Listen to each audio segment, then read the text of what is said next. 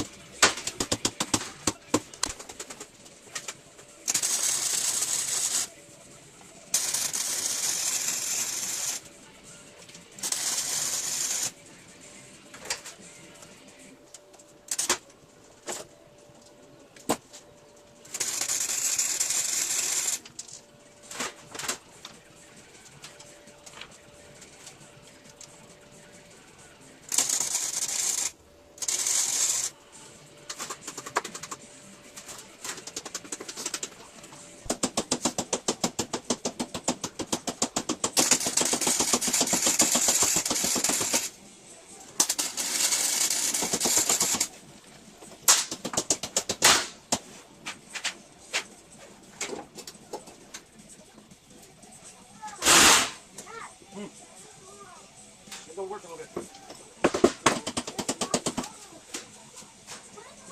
Good about.